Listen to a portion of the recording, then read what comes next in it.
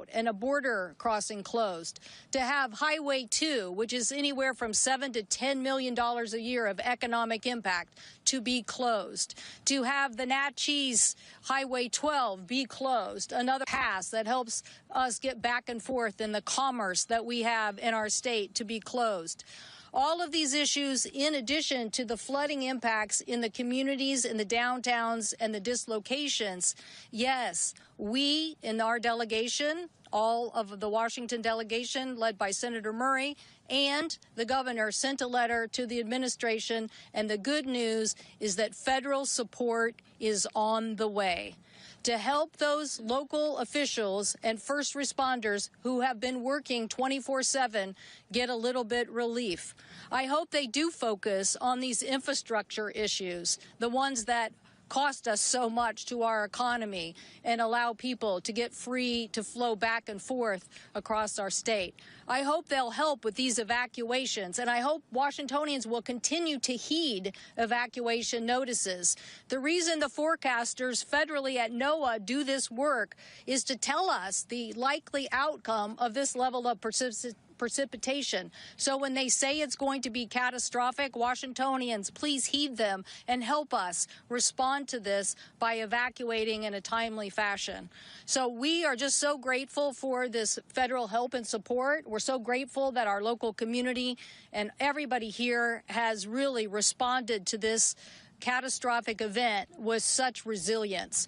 And hopefully the nation will learn why we were able to be so prepared, the governor to be on it so fast to really get these results that we've had so far. It's not over yet, but we're glad we're at this moment with a little bit, well, let's not say blue sky, but a little bit less rain and an opportunity to take a deep breath and hopefully get this support out here to get more support to open these communities back up. Thank you, Governor. Thank you so much, Senator. Thank you so much, Governor, for the opportunity to speak today. Thank you to our media partners for covering this really critical information. I'm Gurmai Zahalai, new county executive, and I just want to reiterate what we've heard, that King County and Washington State have experienced some of the most severe and dangerous weather our region has seen in years. This is not a routine storm event. This is historic flooding that has put lives and businesses and critical infrastructure at risk all over our region. On December 8th, in my first week and a half on the job, I had to proclaim emergency in King County in response to these conditions. And last night, I issued an additional emergency order granting expanded authority so our county teams can move quickly, clear debris, close unsafe roads, accelerate emergency repairs, and take any action necessary to protect life and property. As you just heard, we're also grateful that the President has signed a federal emergency declaration that includes King County. This declaration is going to allow our region to access federal resources and assistance to support emergency response and recovery. While there is not yet direct federal assistance available for individuals and businesses, this declaration is a step in the right direction. It allows us to document impacts, coordinate with FEMA, and work toward unlocking additional support for our communities as recovery continues. Here is where things stand today in King County. Our flood patrol unit is out in the field around the clock, monitoring river levels, inspecting levees, and sharing real-time information to keep people safe. During one of those patrols yesterday, county crews discovered a sinkhole right here on the Sigali levee along the Green River in Tukwila. I want to shout out some of our team members. I believe Gary is somewhere out here, but they were out here all night filling that sinkhole. These are some of the workers who have been putting in the work to keep us safe. Immediately, King County's Department of Natural Resources and Parks coordinated with the U.S. Army Corps of Engineers, the City of Tukwila, and King County Road Services to get this filled. Road crews were deployed a special operations team that worked through the night until 1 a.m. to reinforce and stabilize the levee and protect surrounding community. Thank you all again so much for doing that work. I couldn't be prouder of the coordination that I've seen. County agencies working shoulder to shoulder with cities. I know many of our mayors are in the building, in the space right now. Fire districts, neighborhood counties, the state, and our federal partners to respond in real time to these evolving conditions. I also want to give a big shout out to our flood control district. I know our executive director, Michelle Clark, is here. Our vice chair of flood control, Sarah Perry is here, Reagan Dunn couldn't be here, but the hundreds of millions of dollars of investment in our flood infrastructure are the reason why these conditions didn't produce even worse results than we're seeing right now. So thank you to the flood control. I want to pause and thank all the people that have been responding to these conditions right now. Our county teams and first responders have been working long hours in brutal weather conditions during extremely dangerous conditions. Deputies from the King County Sheriff's Office rescued a man who was trapped on top of his car in floodwaters just the other night. That rescue saved a life. I also want to recognize a King County wastewater employee who became trapped inside one of our treatment facilities during flooding and continued working for days to keep critical plant operations running. He was finally able to leave at 4:30 a.m. this morning. That commitment protected public health for millions of people. Anybody know his name behind me?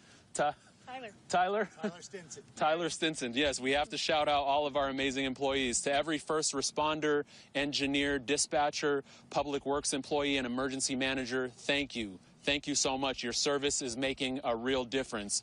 And I need to be very clear about this next point. We are not out of the woods yet. I want to reiterate that this is an unpredictable situation. Our communities in Duval and Carnation were called islands over this week as they were completely cut off from all directions due to flooded roads.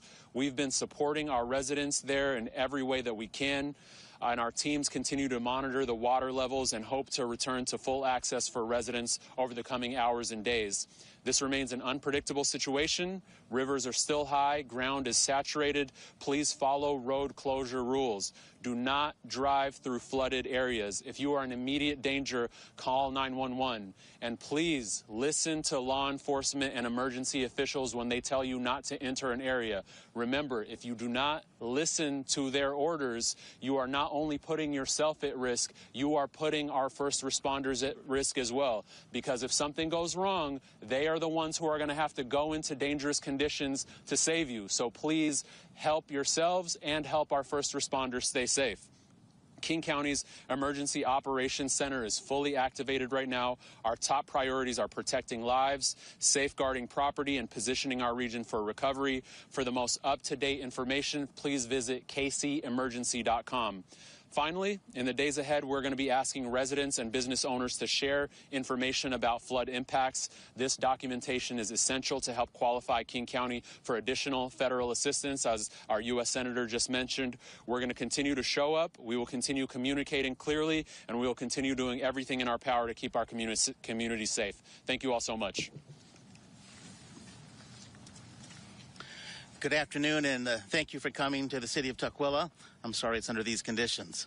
But I want to first just express our concern for the communities to the north, to the east, to the south that are experiencing much more difficult situations than what we have here in Tukwila. And our hearts go out to them. I also want to express tremendous appreciation and gratitude to the many, many, many staff members at the city of Tukwila, at the county, the U.S. Army Corps of Engineers, my neighboring city, Kent, to the south. Just there's so many people that come together with emergency management to see the problem and get on it right away, to see crews out here last night doing work. We've avoided some disaster, but there's still much more to do. I can't imagine what would have happened had the levee not held, but there was a quick ability to see the problem quickly and to fix it quickly. That comes with investments in the levee system. And so here in Tukwila, we are grateful, we are appreciative. There's more to do, there's more investments to make in this levee system, but I want to just today express the appreciation for everyone that's been working through the night, through the week here, and we are grateful here in Tukwila. Good afternoon, everyone. I'm Robert Ezell, Director of State Emergency Management, and I just want to give you a quick overview of what we're seeing across the state. We've had two very significant storms roll through our state, dumping large amounts of water. We've had two waves of flooding. Last night, we saw all but one of our rivers crest, several of them reaching maximum flood stage, and we have one more on the east side of the state that will crest sometime tomorrow. We've seen coming up that it's going to take a while for the floodwaters to recede. There's a lot of water that fell in the mountains, and it's going to take its time to work through the river drainages. So they're not going to drop quickly, and so we need to keep our eyes on what's going on in the situation that we're experiencing. And then coming up, we see more weather coming early next week, which is going to cause rivers to rise again. Most are not going to raise to the level that we've been seeing. Most are going to stay in the minor flood stage, but we're going to see a handful rise up to perhaps a moderate flood stage, and the Skagit River could rise again to major flood stage close to what we saw going through Burlington and Mount Vernon this morning. And so the situation remains very fluid. It's dangerous, and again, as everyone going before me has encouraged, please heed the warnings of first responders and keep yourself safe. In the State Emergency Operations Center, we've got folks from across state agencies. We have our federal partners from FEMA, from the Army Corps of Engineers. We have voluntary agencies, Red Cross, all partnering together to provide assistance to our local partners. And so it's been an all hands on deck, 24/7 operation to provide help to the counties and the cities that need it. And so with that, again, I just plea for everybody to heed the warnings, to be safe out there, because this situation is not over and is not going to be over yet for a number of days. Thank you. There you are. I'm going to find a way to let you through. I thought Commander Welsh was coming up. Hi, I'm Brian Nielsen. I'm with the Washington Department of Transportation. Just wanted to give an update on what's going on around. What our crew's doing, both WashDOT's crews and our local partner crews, they're out on the roads and the byways. They're inspecting conditions, monitoring conditions, and addressing issues as they find them, clearing drains, clearing culverts. They're monitoring water depths on roadways. They're closing roads when necessary. If you see a road closed sign, it's closed for a reason. Either roads washed out or there's too much water on the road to cross safely. So please heed those road closed signs when you see them. Across the state, throughout the day today, there's been around 20 state highways closed across 11 of our 39 counties. That number of 20 is variable. We've been opening roads as we've been able to, but we've also been having to close additional roads as we've identified washouts and landslides and the like. This is a dynamic situation, as I said. Roads are opening and closing. The river levels are still high. Roads are washing out. Again, heed those road closure signs when you see them. There's a reason for that. What can the public do? Stay informed. Plan ahead and stay informed. You can use the WashDOT travel map. WashDOT's on social media and a number of platforms, and our free mobile app. Use those resources to know what conditions are before you leave and monitor those conditions as you travel. Standing water is a real hazard. As little as 6 inches of water can cause your cars to stall, and then you're stuck in the middle of some place you don't want to be. As little as a foot of water will cause many cars to float, and you'll completely lose control of the situation. So if you can't see the road, don't attempt to cross. There might not even be a road there anymore.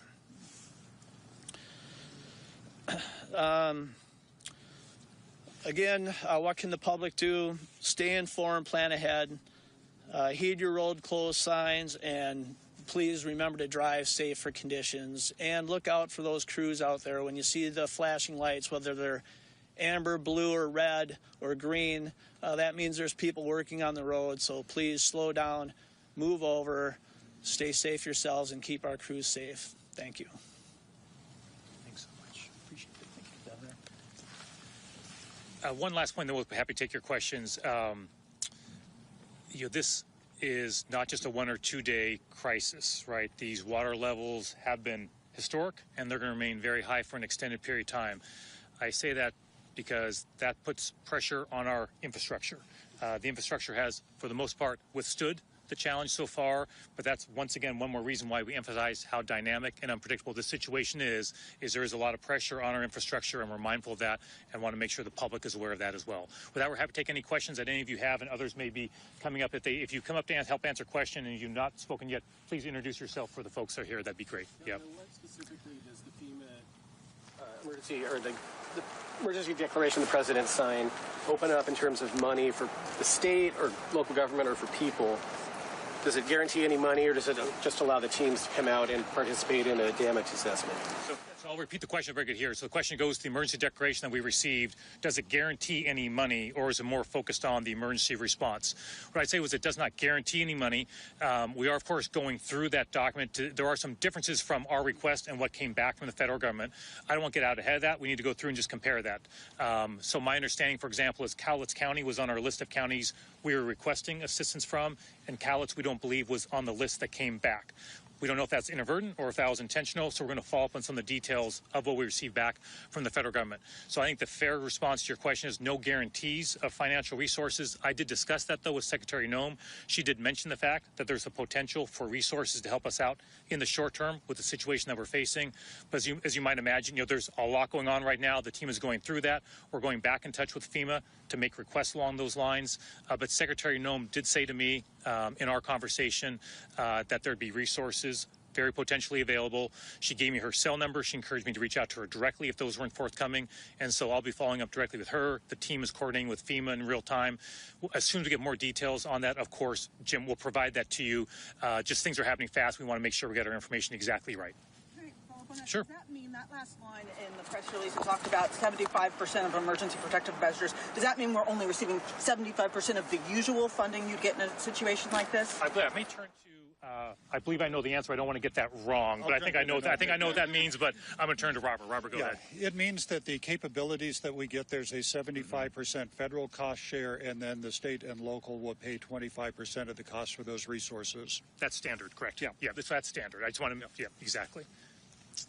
Other questions that folks have?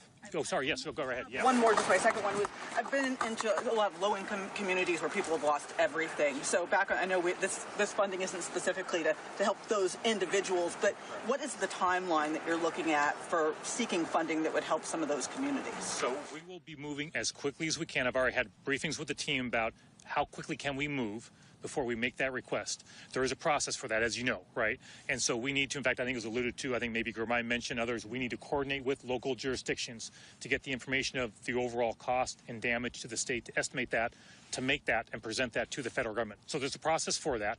But I've already communicated with my team. We've been talking with National Guard, local elected officials, that we're going to move as quickly as we possibly can to gather that information and make that request in as timely way as possible, because we're very mindful of exactly what you said, whether it's individuals or whether that's impacts to local jurisdictions, to our infrastructure.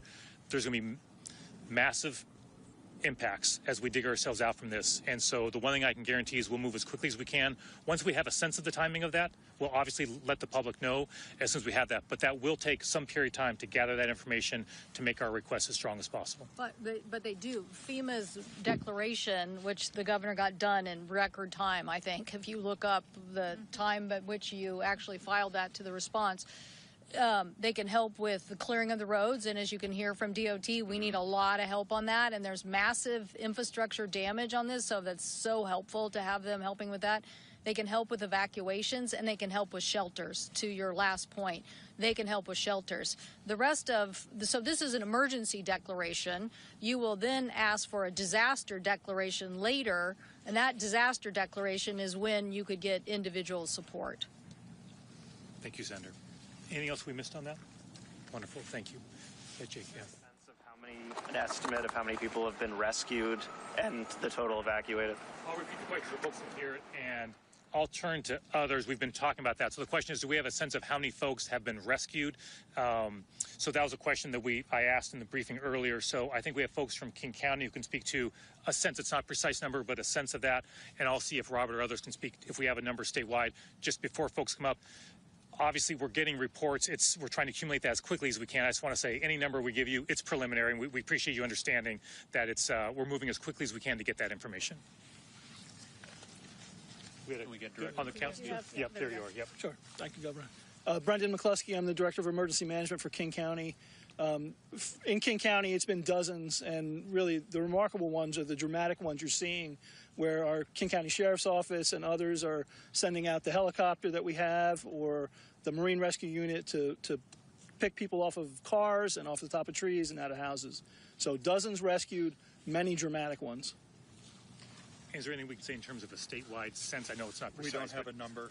So we don't have a number. We'll try and provide something as soon as we can. But it's just we're relying on information coming up to us from local governments and individuals. So, but just in King County alone, dozens, and so obviously across the state in multiple counties, we're seeing more. Thank you. Any other questions that folks have? I'll give you that. Okay, go for it. Do you have a sense of when people will be able to return to their homes who have been evacuated, especially in Skagit County?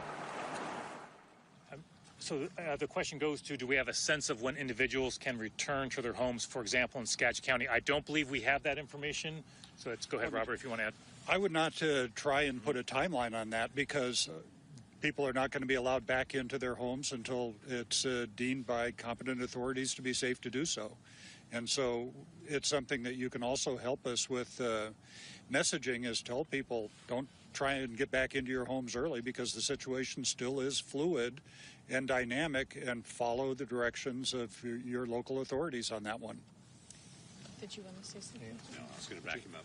Okay. I'll just say, Go for it. it's going to be days, folks. You know, if you look at the conditions that existed out there that put people out of their homes, it's going to be days, in some cases weeks, before those rivers are at a level that it's comfortable and safe for everybody to get back in there. So if you're in an area you've been displaced, you have my deepest sympathies and empathy going into this holiday season, but this is a long haul. Thanks. Any other questions that folks have? Yeah. I know you're releasing your budget proposal next week. Is this event affecting that at all? Was there, before you got the emergency declaration, was there talk of tapping the rainy day fund as part of the response? So the question goes to a proposed budget that by law I need to announce by the 23rd of this month. I think the question is that impacting the budget in terms of timing or just the budget itself? I think what I'd say to that is yes, of course. I mean, it's been a pretty intense several days, obviously, for me and the entire team, as you might imagine, and in the work that we're doing with everybody else all across the state. So, of course, just speaking for myself, I've not had the ability to focus on the budget in the last several days in the way that I typically would at this time leading up to it. What I would say is, the original plan was to release the budget this next week. We're not sure we'll meet that just given the events of the past few days, and the team understands that. And so the good news is most of the work had been completed before this crisis arrived, but there are still some decisions that need to be made, and the team is working very hard to put together that budget as well and the budgets across state government. So I don't want to say exactly when that'll be. We had conversation earlier today about our timing, but really the first, second, and third priority right now is the situation. It really is. So we'll meet our deadline. It may be a different rollout than we've had in the past. We had plans for rolling out things at different times. We may just have to change that because of what's going on. And so we decided earlier today in a meeting to revisit things at the end of the weekend to see when we thought we could roll things out and make our decision then. But it really is dependent on the situation here, what's going on the ground, because that's really the priority. Obviously, the budget will come out on time. We'll do that.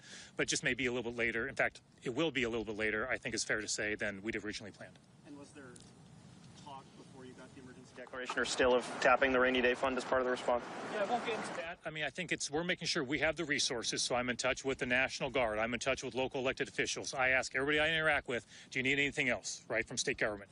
And so we're going to make sure we use the resources that are necessary to address the situation. That's for sure. Obviously, we have a budget challenge, but we're going to make sure folks have the resources that they need right now. Yeah, Jim, yeah.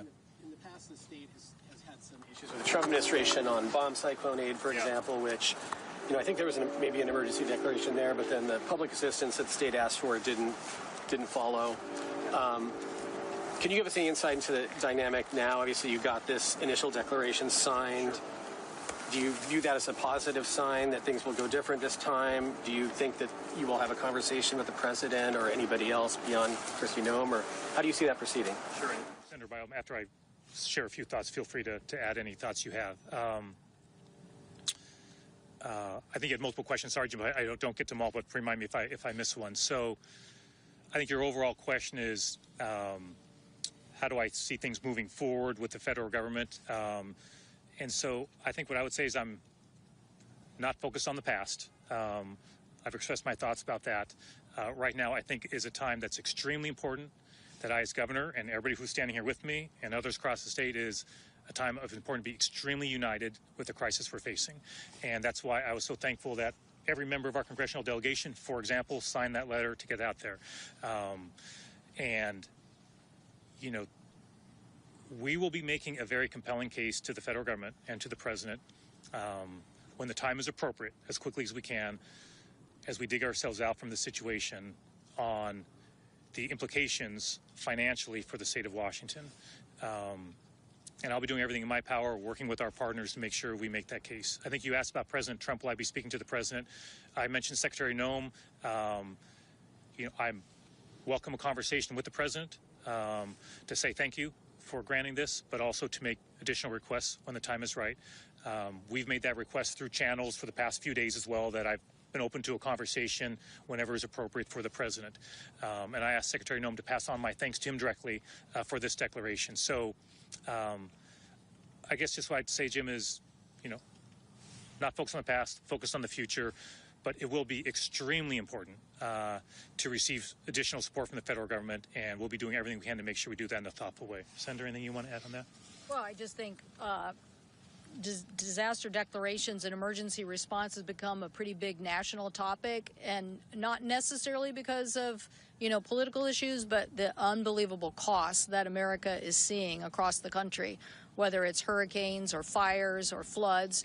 And so I do think there's a lot of discussion nationally about how to improve the system. But on this particular instance, and I did talk to Transportation Secretary Duffy this morning about this, is that the cost here to our economy and to the nation's economy by not getting further help on these repairs, if you really are having cross-state highways or aspects even of our commerce along I-5 impacted, then it really is costing the whole nation. So we hope that they'll take that into consideration and really understand what the disaster really is going to do to everyone, and hopefully look at it positively.